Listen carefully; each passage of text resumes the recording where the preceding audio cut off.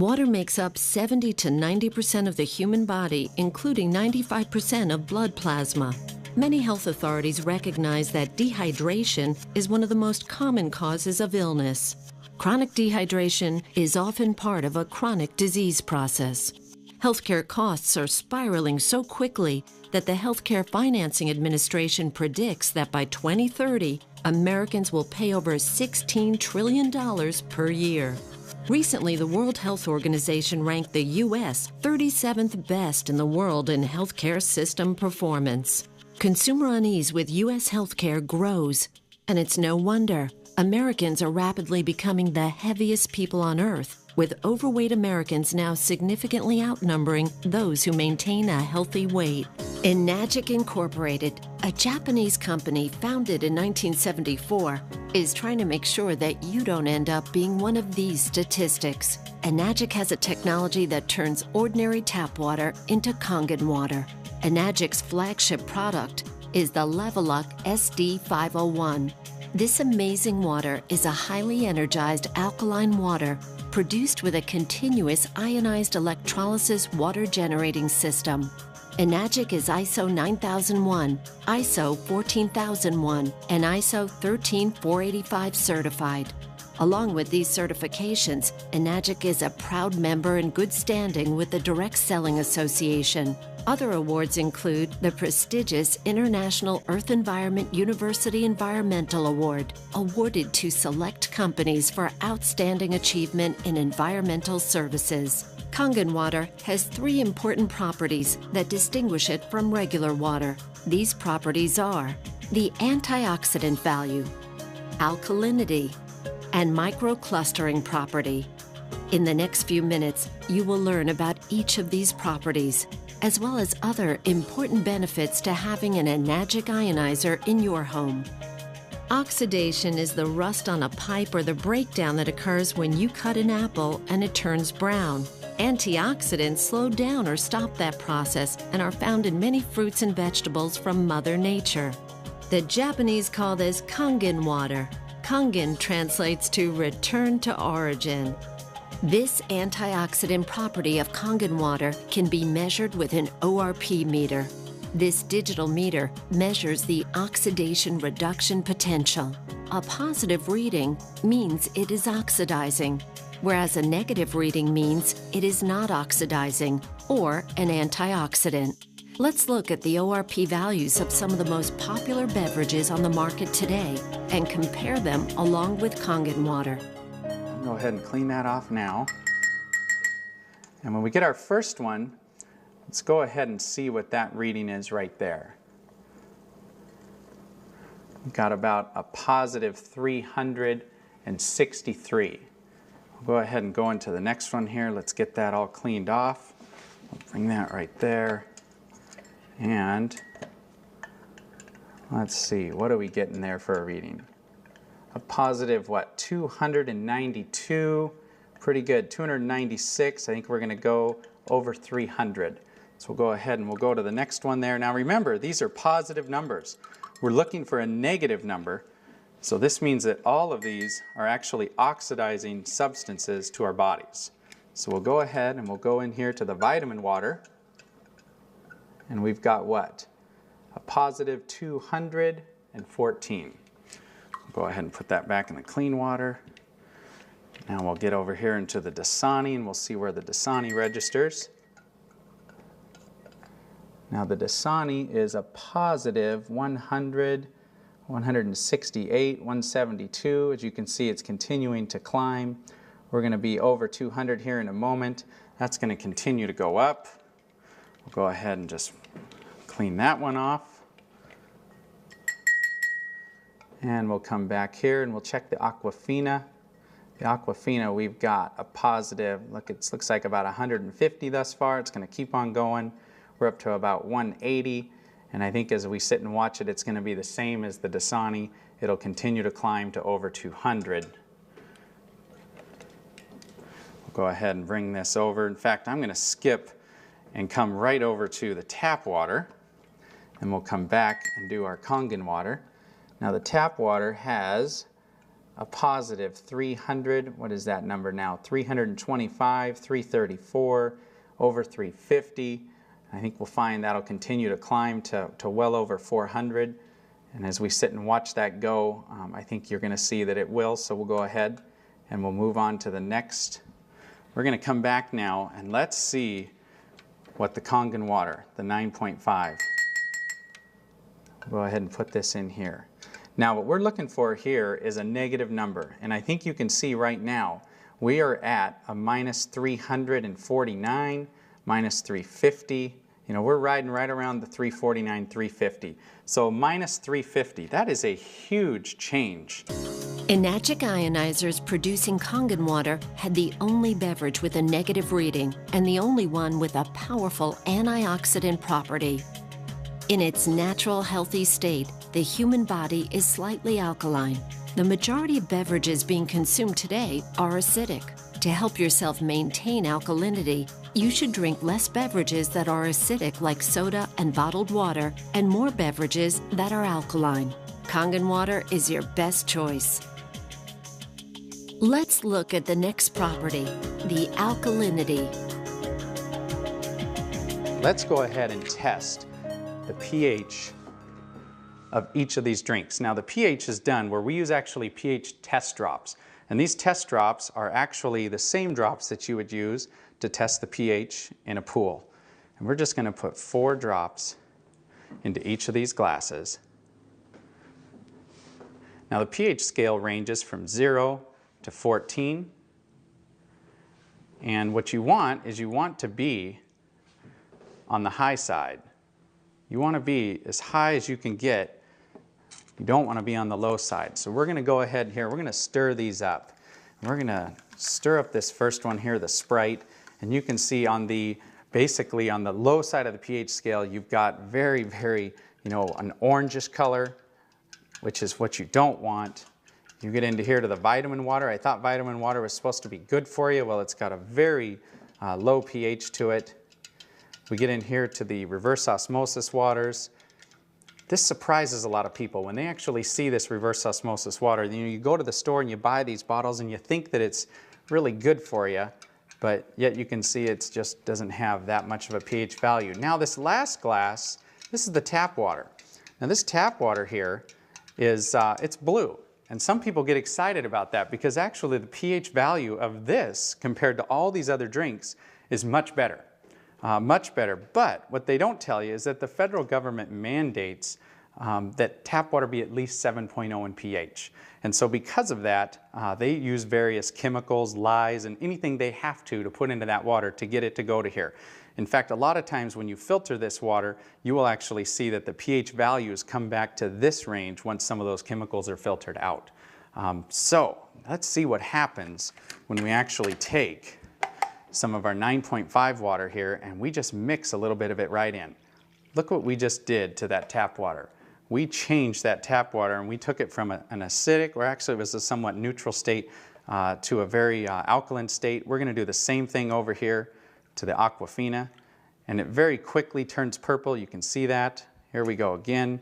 We're going to get it to go purple just by mixing in some of our water. Now these other 3 over here, I actually want to, I want to go ahead and use our water, our 9.5 water, and I'm going to pour it directly in. Now watch what happens when we do this. Isn't that amazing? We're not getting any color change at all. In fact, if I go over here, we're not going to get any color change in either of these drinks. They are so acidic that it's actually going to take anywhere from 25, 30 cups of our water, of 9.5 pH water, when we mix it into these other waters, or these other drinks, to actually get it to go neutral. In fact, I'm going to show you that because this is so potent. I mean, look at this soda here. This soda is so potent that if we just take a tiny bit and put it right into one of these cups, it immediately takes away the alkalinity of these. I mean, take a look at that. It is just, it's absolutely gone. And so very, very quickly you can take an alkaline substance and turn it into a very acidic substance. The body has a truly remarkable and complicated water regulating system that rations water when it's in short supply until it receives unmistakable signals that it has access to an adequate supply.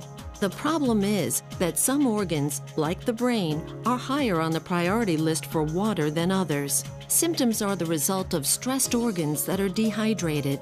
This is much the same type of signal your car would give if the cooling system were overheating while climbing a steep hill. In both cases, if proper measures are not taken, a breakdown can occur.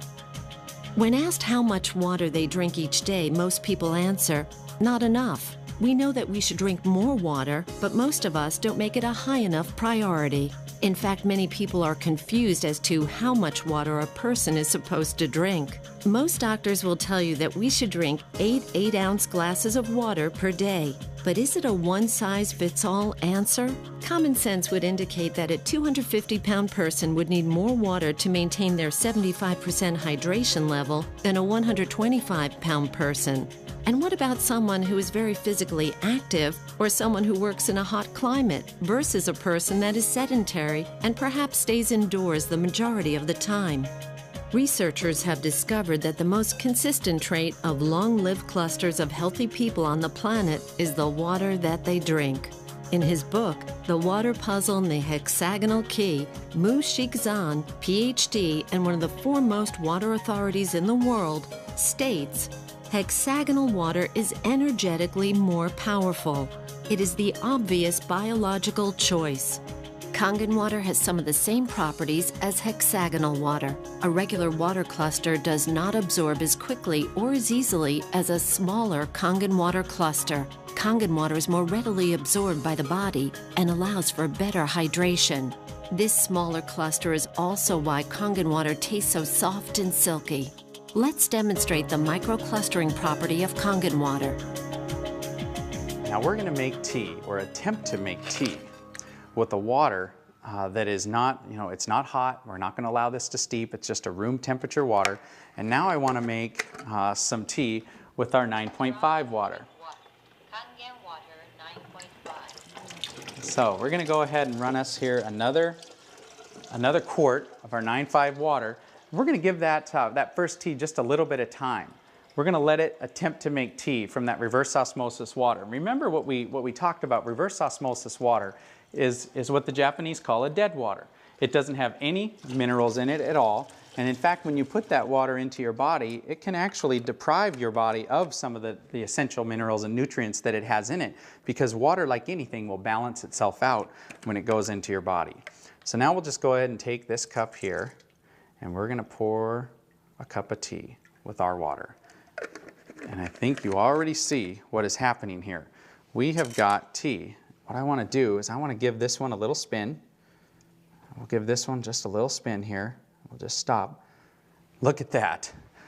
You've got two different cups here, same tea bags. One is obviously having a hard time making anything, and you've got this one here which looks like a perfectly good cup of tea. Now what's amazing about the microclustering properties is it actually will multiply the amount of nutrients that you're putting into your body and actually enable your body to use those nutrients. So as I slide this next tea bag over, watch what's going to happen. I can take this tea bag now and I can come over here and I can make another cup of tea. How about that? I mean, this property alone is amazing. For folks out there that like to drink coffee, you can go ahead and make your coffee, and you can use about half the coffee beans that you would normally use and get just as good a cup of coffee. And look at this. There's another cup. I think we could go on here and make anywhere from 15, 20, 25 cups of tea off of one tea bag. And there's actually nothing wrong with this at all. This is a fantastic tea, and it tastes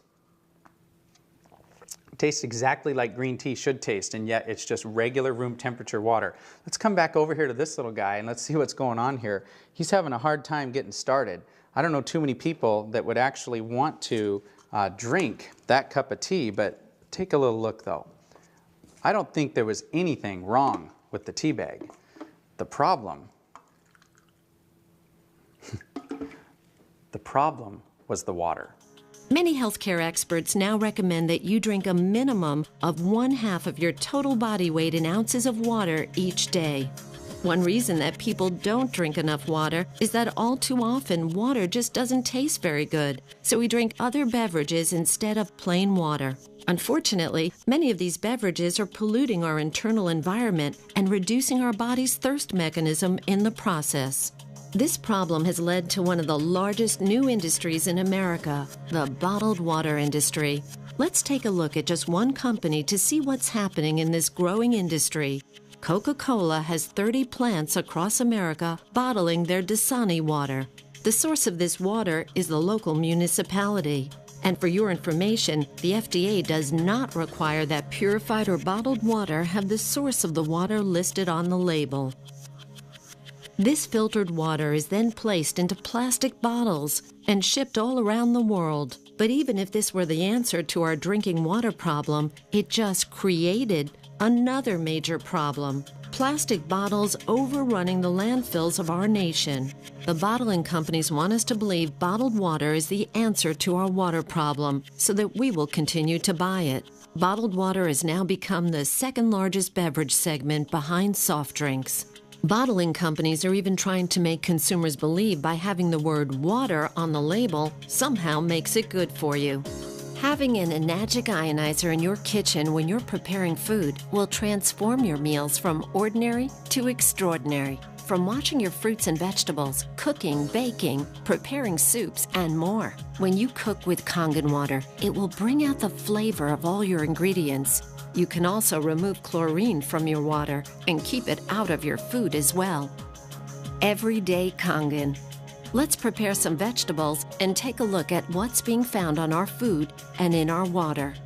In this jug, we have an 11.5 pH water that comes out of the machine. When we come over here and we set it at the 2.5 setting, we actually make an 11.5 water. And just to show you what it looks like any other ordinary water. What I'm going to do here is I'm just going to go ahead and fill that first cup up. Just pour that right there. And now for the second tomato cup, what we're going to do is I'm just going to go ahead and use just some regular bottled water, because I think a lot of us are starting to learn. I mean, it doesn't take a genius to see what's being talked about in the news, all the different chemicals that we're finding in our tap water. And so now let's remember that this one on the left, we're going to set this right here. In fact, I'm going to put this jug right here so we remember. And this one on the right, we're actually going to test the chlorine, the amount of chlorine that we have in this tap water. So we'll put 4 drops there. We'll go ahead and stir this up. And that yellow color, you can see, is a ton of chlorine. That is a lot of chlorine, and of course that chlorine's put in there, I guess, to protect us, but I certainly don't want to put this chlorine into my body. But here's what happens when we go down to the store and we buy a fruit or a vegetable or whatever it is, and we decide to wash it off. We would normally put that right under the tap. Well, we're going to show you what happens when you do that. Just going to give this a little stir, just like we would. And if you do that, watch what happens here.